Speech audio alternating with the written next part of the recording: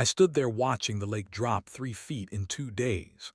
The resort dock sat useless on dry mud. Boats tilted sideways like broken toys. The same HOA president who smiled while my century-old barn was demolished now paced frantically along the shrinking shoreline, shouting into his phone. "This cannot be happening," he yelled. "We have bookings worth $50,000 this month." But it was happening, and I was the only one who knew why. You see, when they destroyed my family barn without cause, they thought they had won. They thought I would just accept their bullying and move on like a good little homeowner. They had no idea that my property contained something far more valuable than any barn, something that controlled their precious lake, something that would make them beg. That is when I realized they had just declared war on the wrong neighbor. 3 years ago, I bought what I thought was paradise. 25 acres of rolling hills in Pine Valley Estates, complete with a historic red barn that had stood since 1892. The realtor called it a gentleman's property, and I fell in love the moment I saw it. The barn was the crown jewel. Built from hand-hewn oak beams and fieldstone, it had weathered more than a century of storms. I used it as my workshop, storing everything from vintage tools to family heirlooms passed down from my grandfather. On weekends, my kids would climb the hay loft while I worked on restoration projects below. The smell of sawdust and old wood made everything feel right with the world. Our community was built around a stunning resort lake that sparkled like a jewel in the valley. The Homeowners Association marketed it as the premier amenity, and honestly, it was beautiful. Crystal clear water, pristine beaches, and a boat launch that looked like something from a vacation brochure. Property values stayed high because of that lake, and everyone seemed proud to live here. I got along well with my neighbors at first. Martha from next door would bring fresh cookies when she walked her dog past my barn. Tom across the street helped me repair the barn door when winter storms damaged it. We all paid our HOA dues without complaint and followed the community rules like responsible adults. The HOA meetings were typically boring affairs held in the community center. Discussions about landscaping budgets, pool maintenance, and snow removal filled most evenings. I attended regularly, even volunteered for the grounds committee one year. We all seemed to want the same thing, a peaceful community where families could thrive. But things started changing after the board elections last spring. Patricia Hendricks won the presidency on promises of modernizing our community standards. She was new to the area, having moved from some fancy development in California. At her first meeting, she talked about raising property values and eliminating eyesores that hurt our aesthetic appeal. I should have paid more attention to those words. Eyesores and aesthetic appeal, they sounded harmless enough at the time. Patricia brought in new board members who shared her vision. They hired a professional management company and started what they called comprehensive property compliance reviews. Suddenly, rules that had been suggestions became rigid requirements. Paint colors, mailbox styles, landscaping choices, everything needed approval. The first violation notices went to obvious targets. Old Jenkins got cited for his rusty truck. The Martins were forced to replace their wooden fence with vinyl. Each month brought new enforcement actions and higher fines for noncompliance. The atmosphere in our once friendly community grew tense and suspicious. I kept my head down and followed every rule. My property was immaculate. I painted my house approved colors, maintained perfect landscaping, and even upgraded my mailbox to match the new standards. I figured if I stayed compliant, I would avoid any trouble. Then one Tuesday morning in October, I found the envelope taped to my front door. Notice of Property Compliance Review was printed in bold red letters across the top. Inside, 3 pages of legal language informed me that my property would undergo a comprehensive evaluation for violations of community standards. I was required to attend a hearing the following week to discuss potential enforcement actions. My hands shook as I read those words. After 3 years of perfect compliance, what could they possibly want with me? I looked across my yard toward the barn, where morning sunlight painted the old red wood in golden hues. For the first time since moving to Pine Valley Estates, I felt afraid. The hearing was scheduled for 7 p.m. on a Thursday, but I arrived early to prepare. The community center felt different that night, colder somehow, despite the familiar setting. Patricia Hendricks sat at the head table flanked by 3 other board members, all strangers to me. They shuffled papers and whispered among themselves while I waited. "Mr. Thompson," Patricia began without any pleasantries, "we have identified significant violations on your property that must be addressed immediately." She slid a folder across the table. Inside were photographs of my barn taken from multiple angles, along with citations referencing obscure sections of the HOA covenant. The main charge claimed my barn violated architectural harmony standards and aesthetic compatibility requirements. "This structure predates our community," I said, trying to keep my voice steady. "It was here when you approved my purchase. How can it suddenly be a violation?" Patricia smiled the kind of smile that never reaches the eyes. "Mr. Thompson, we are simply enforcing standards that protect everyone's property values. This barn is an outdated eyesore that brings down the entire neighborhood." The word eyesore hit me like a slap. This was not about property values or community standards. This was personal. I spent the next 2 weeks researching everything I could find about property rights, HOA powers, and grandfathering clauses. My dining room table disappeared under stacks of documents, original property deeds, historical surveys, county records, and legal precedents. The barn had been built in 1892, decades before any HOA existed. Logic said it should be protected. My first appeal included 47 pages of documentation proving the barn's historical significance and legal protections. I submitted photographs showing its excellent condition, letters from historical societies, and testimony from 3 neighbors supporting its preservation. The response came back in 1 page. "Appeal denied. Violation stands." I filed a second appeal with additional evidence about grandfathering rights. I included references to state laws protecting historic structures and expert opinions about the barn's architectural value. Again, denial in 1 page with no explanation. The third appeal contained everything: property surveys, title histories, legal briefs, and a detailed timeline proving the barn's protected status. This time they did not even respond.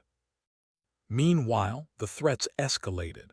Daily fines of $500 would begin if I did not submit demolition plans within 30 days. Legal action would follow noncompliance. They could place liens on my property and potentially force foreclosure to collect fees. I hired an attorney, Sarah Mitchell, who specialized in HOA disputes. Her first consultation revealed the harsh reality of my situation. "You are absolutely right about the law," she said, reviewing my documentation. "This barn should be grandfathered, but fighting this will cost between $50,000 and $75,000 and could take 2 years. The HOA has deep pockets and professional legal teams. What are my chances of winning?" "In court, excellent. In the real world, that depends on how much you can afford to spend and how long you can hold out." During my research, I discovered something disturbing about Patricia Hendricks. She was not just the HOA president. She was also a real estate developer with plans to build luxury condos in our area. Public records showed her company had purchased several parcels near the lake for future development.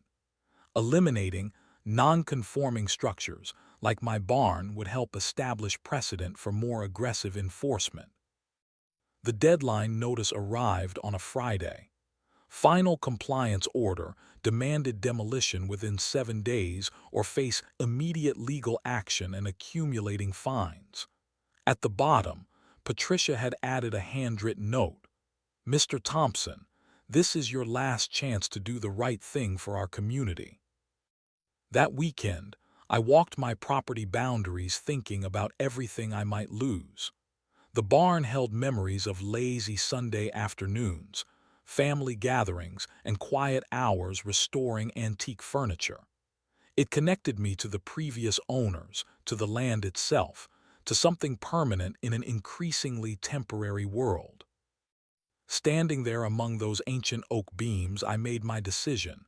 If they wanted a fight, they would get one, but I needed to be smarter than they were, stronger, more patient.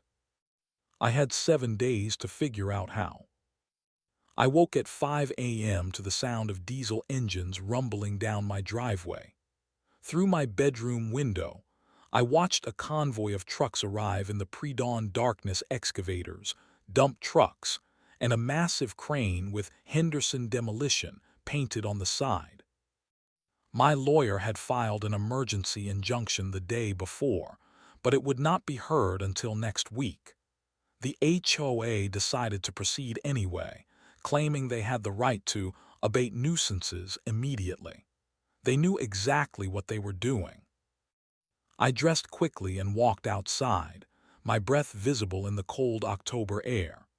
Patricia Hendricks stood near the demolition crew, clipboard in hand, directing operations like a general commanding troops. She wore a bright yellow safety vest and seemed almost excited about what was coming. "Mr. Thompson," she called out when she saw me, "I am sorry it came to this, but you had every opportunity to comply voluntarily." "This is illegal," I said. "You know this barn is protected." The HOA board disagrees. "We are simply enforcing our community standards." The crew foreman approached us, a weathered man in his 50s who looked uncomfortable with the situation. "Ma'am, are you sure about this? The building looks pretty solid. Seems like a shame to tear it down." "We have our orders," Patricia replied firmly. "Please proceed." I watched helplessly as workers surrounded my barn with yellow tape and began setting up equipment. The excavator operator positioned his machine while the crane extended its boom overhead. Everything moved with military precision. Neighbors started gathering along the property lines. Martha from next door stood in her bathrobe, tears streaming down her face. She had always loved the barn, often commenting on how it gave character to the neighborhood. Tom from across the street shook his head in disgust but said nothing. Others watched from their windows, afraid to get involved. "You should go inside," Patricia suggested. "This might get loud." But I could not leave. This barn held 4 generations of my family's memories. My grandfather's tools still hung on the wall. My children's growth marks were carved into the old oak posts. Photo albums from family reunions were stored in the loft. Everything would be destroyed. The first blow came at exactly 7 a.m. The wrecking ball swung through the morning air and crashed into the south wall with a sound like thunder. Century-old timbers splintered and cracked, sending dust clouds billowing across the yard. Each impact felt like a physical blow to my chest. The walls that had weathered countless storms for over 100 years crumbled in minutes. Hand-forged hardware that craftsmen had made with pride scattered across the ground like broken bones. I thought about the farmers who built this barn with their own hands. about the families who had filled it with hay and livestock and hope for the future, about the children who had played in the loft while their parents worked below. All of that history was being erased for the sake of aesthetic harmony. The crane lifted away sections of roof and wall, dumping them into trucks with casual indifference. My grandfather's workbench, where he had taught me to use tools properly, disappeared under a pile of debris. The rope swing my kids loved was cut down and thrown away like garbage. Patricia stood throughout the demolition, occasionally checking her watch or making notes on her clipboard. When the foreman asked about salvaging the old oak beams, she shook her head. Everything goes to the landfill. We need a clean slate. By noon, it was over. 130 years of history reduced to empty ground and scattered rubble. The excavator made final passes to level the foundation, erasing even the outline of what had been. I stood alone in the middle of the destruction, dust settling around me like snow. Patricia approached with what might have been intended as a sympathetic expression. "I know this is difficult," she said, "but you will see how much better your property looks without that old eyesore. Property values in this area are going to increase significantly." That was when I understood.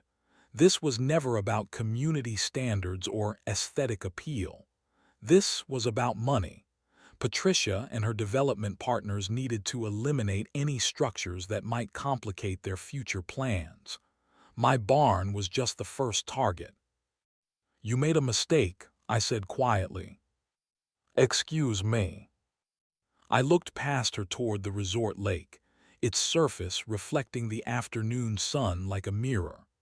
Suddenly, I remembered something from my property survey, something about water rights and upstream access that had seemed unimportant at the time.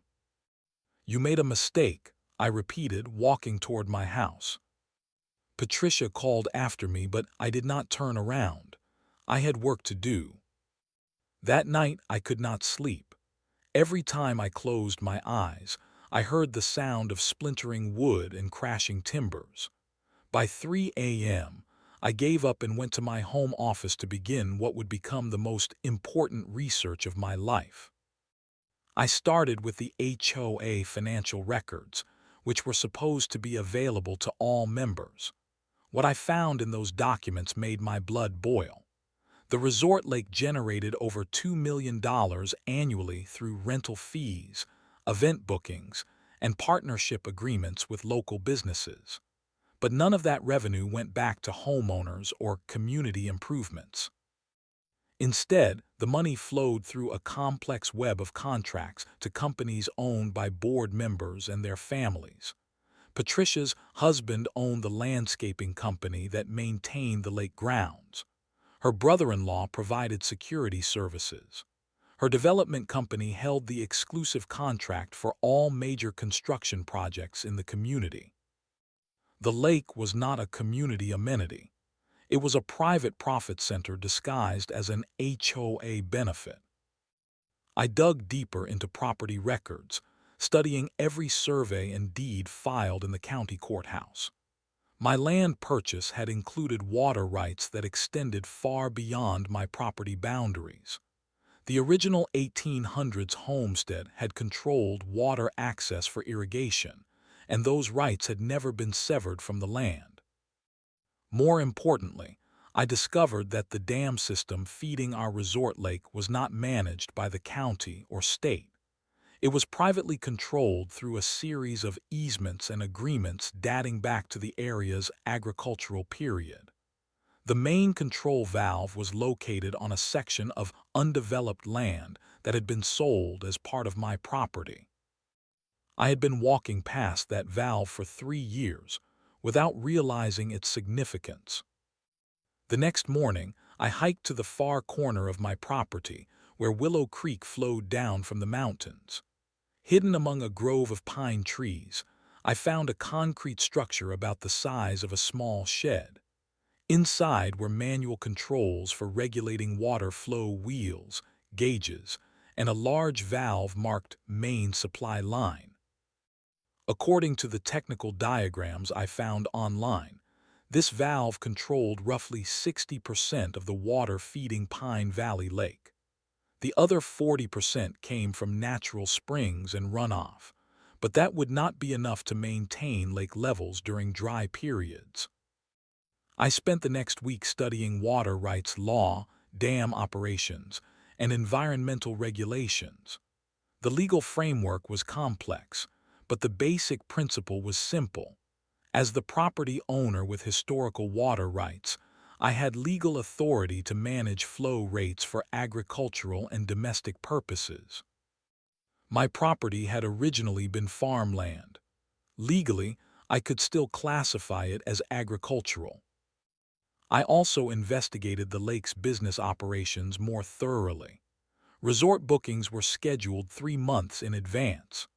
Wedding receptions, corporate retreats, and summer camps had contracts worth hundreds of thousands of dollars. The entire business model depended on maintaining specific lake levels for boating, swimming, and waterfront events. During my surveillance, I documented the daily routines of boats, swimmers, and event activities. The lake was busiest on weekends, with rental pontoon boats and jet skis operating from dawn to dusk. Wedding photographers posed couples on the scenic dock every Saturday. Corporate groups held team-building exercises on the beach. Everything depended on that water. I researched Patricia's development plans more carefully and discovered her true agenda. She was not just eliminating eyesores. She was preparing the community for massive expansion. Her company had quietly purchased land around the lake for a luxury resort hotel with condominiums, golf course, and conference center. The existing homeowners were obstacles to be managed, not neighbors to be served. Our HOA fees were funding the infrastructure improvements that would benefit her private development. She was using community resources to subsidize her personal profit. The barn demolition was just the beginning. Other non-conforming properties would face similar enforcement actions. Older homes would be pressured to rebuild or sell. Anyone who could not afford constant upgrades and improvements would be forced out through escalating fees and fines. But Patricia had made one critical mistake in her planning. She had never considered that someone might control the water her entire scheme depended on. I walked back to the dam valve that evening and studied the control mechanisms carefully. A few turns of the main wheel could reduce water flow to a trickle. It would take days for anyone to notice the change, and weeks to trace the cause.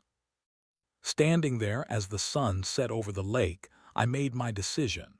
They had destroyed something precious to me without cause or consideration. They had shown no mercy when I begged them to reconsider. They had ignored legal protections and due process to serve their own greedy agenda. Now it was time to show them what real power looked like. I placed my hands on the valve wheel and began to turn. I reduced the water flow by 30% on a Sunday night when the lake was quiet and empty. The change was subtle at first, just a slightly slower current where Willow Creek fed into the main basin. Anyone who noticed would probably assume it was natural variation in the water cycle. By Wednesday, the lake level had dropped 6 inches. The floating dock where rental boats were moored sat slightly askew, no longer perfectly level. A few boat owners mentioned it to the marina staff, but everyone assumed it was seasonal fluctuation. October was typically when water levels decreased anyway. I maintained my normal routine, walking my property boundaries each morning and evening. During these walks, I would casually check the valve position and observe the lake conditions. Everything appeared natural and gradual. The first real panic started the following Monday when the lake had dropped nearly 2 feet. The boat ramp became difficult to use at low tide. Several waterfront homeowners called the HOA office asking about the water level. Patricia initially dismissed their concerns as seasonal variation. "Lakes go up and down all the time," she told Mrs. Peterson during the monthly board meeting. "We will monitor the situation." But the situation kept getting worse. By the end of the second week, the lake had dropped 3 feet below normal levels. The resort dock extended over muddy shallows instead of deep water. Rental boats scraped bottom when leaving the marina. Swimming areas became too shallow for safety. More importantly, the wedding and event bookings started canceling. A corporate retreat scheduled for the following weekend pulled out when their advance team saw the lake conditions. A wedding party demanded full refund when their photographer could not get the waterfront shots they had planned. I watched from my property as HOA board members gathered at the lake shore, pointing at the receding waterline and arguing among themselves. Patricia paced back and forth, her phone constantly pressed to her ear. The relaxed confidence she had shown during my barn demolition was completely gone. "This has to be a municipal water management issue," she told the emergency board meeting held that Thursday night. "We need to contact the county water authority immediately." But the county had no control over Pine Valley Lake. It was privately managed through the HOA and fed by natural sources. When Patricia's calls to various government agencies led nowhere, the panic really began. Resort revenue disappeared almost overnight. October bookings worth $50,000 were canceled or refunded. November reservations started pulling out as word spread about the lake problems. The holiday event season, which typically generated the highest profits of the year, looked like a complete loss.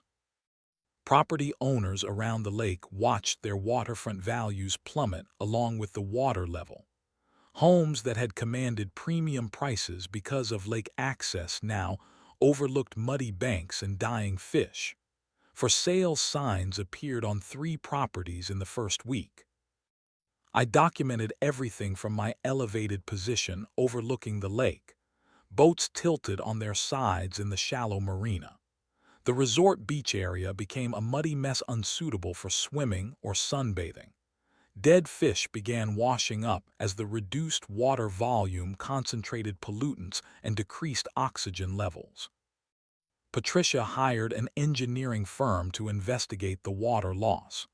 They spent 2 days testing the lake bottom for leaks, checking dam structures downstream, and measuring inflow rates from various sources.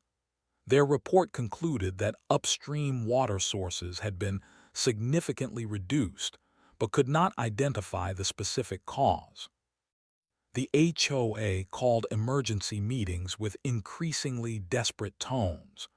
Board members shouted at each other about responsibility and solutions. Patricia accused the county of secretly redirecting water for development projects. Other members blamed environmental factors or drought conditions. None of them suspected that one of their own homeowners was systematically destroying their profit center from a hidden valve they never knew existed. The third week brought new problems as the lake ecosystem began collapsing.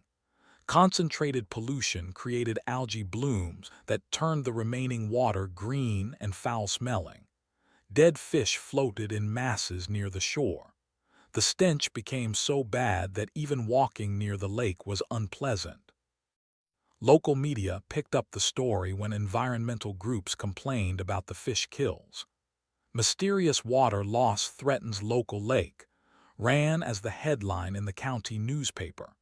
Television crews filmed the devastation while HOA board members gave increasingly frantic interviews. "We are working around the clock to solve this crisis," Patricia told the reporters. "This is an unprecedented situation that we will resolve as quickly as possible."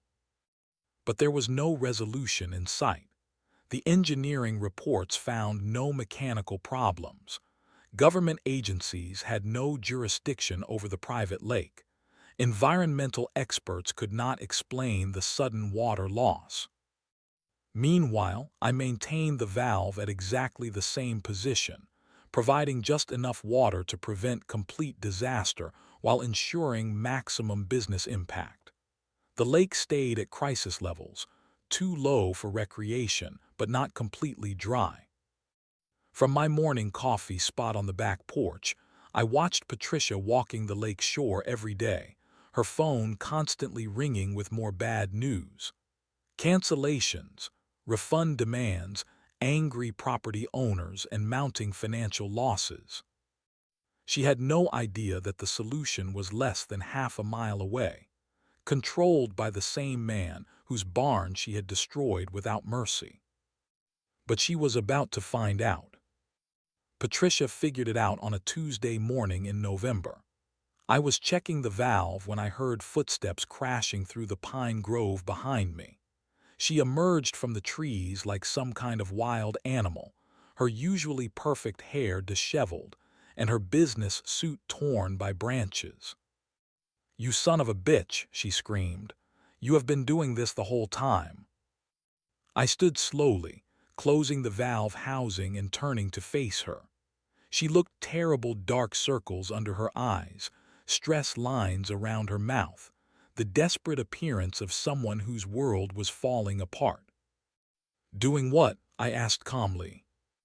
"Do not play games with me. I know you are controlling our water supply.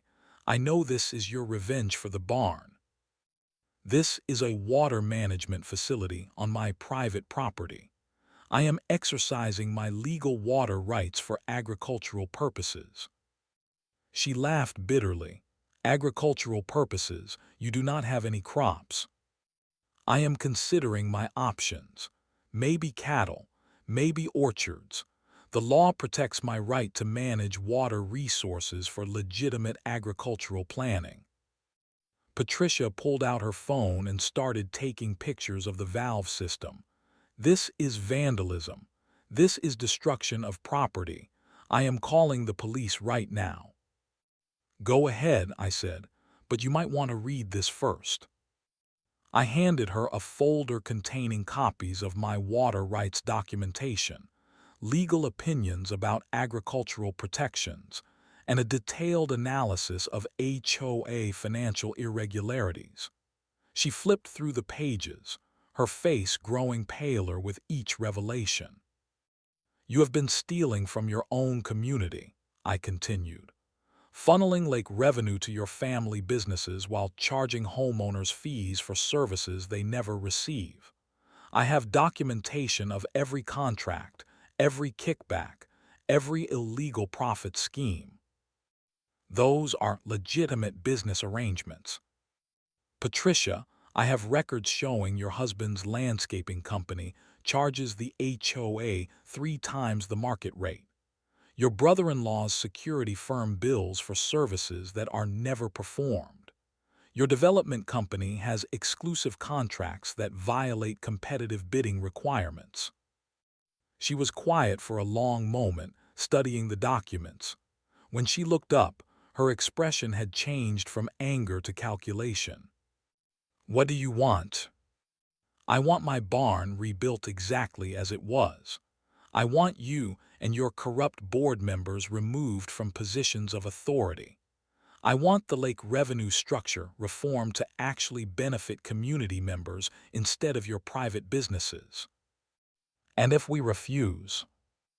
I gestured toward the valve housing. "Then your lake stays empty. Your resort business dies completely. Property values around the water crash to nothing. Your development plans become worthless because no one will want to live next to a stinking mud pit." Patricia's phone rang. She answered with visible frustration. "What now? Another cancellation. How much? Jesus Christ, that is the 3rd wedding this week."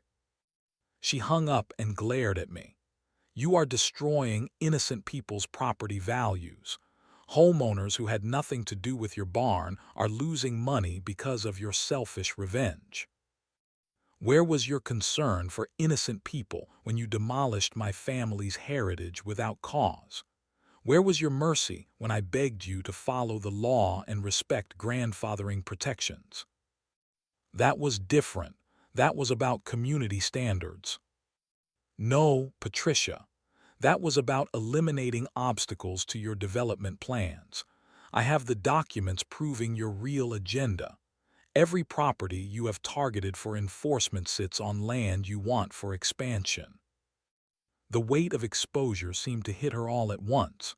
Her shoulders sagged and the fight went out of her voice. How long have you known? Since the day after you destroyed my barn. It took me 3 weeks to find this valve, and another week to understand how your whole scheme worked.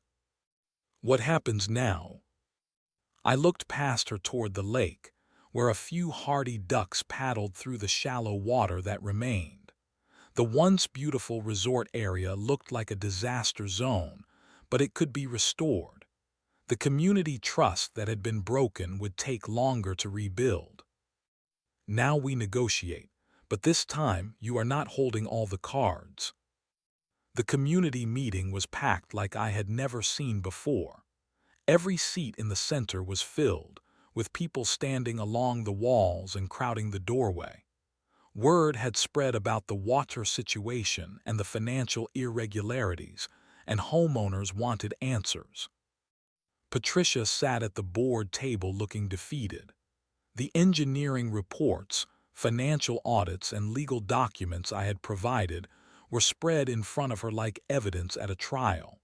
She had tried to maintain her authority, but the facts were overwhelming. The board has reviewed Mr. Thompson's documentation, she began reluctantly, and we are prepared to make significant changes to our community management practices. The crowd erupted in questions and accusations. People who had been afraid to speak up before were now demanding explanations for years of suspicious decisions and escalating fees. Martha from next door stood up and pointed directly at Patricia. You destroyed a historic barn for no reason other than your own greed. You have been stealing from all of us while pretending to serve the community. Tom from across the street added, how many other properties are you planning to target? How many more families are you going to bully out of their homes? I had provided copies of Patricia's development plans to several homeowners before the meeting. They were shocked to learn how their neighborhood was being systematically prepared for commercial exploitation. The formal agreement we reached was comprehensive. Patricia and 3 other board members resigned immediately, replaced by homeowners elected that same evening.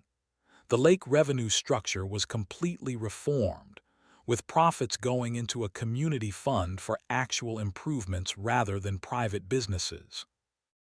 My barn would be rebuilt using insurance money the HOA had been holding for administrative purposes.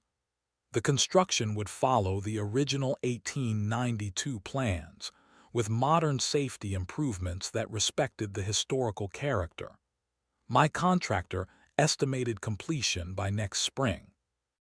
Most importantly, we established new oversight procedures to prevent future abuse. All financial records would be published quarterly. Major contracts required competitive bidding with community approval.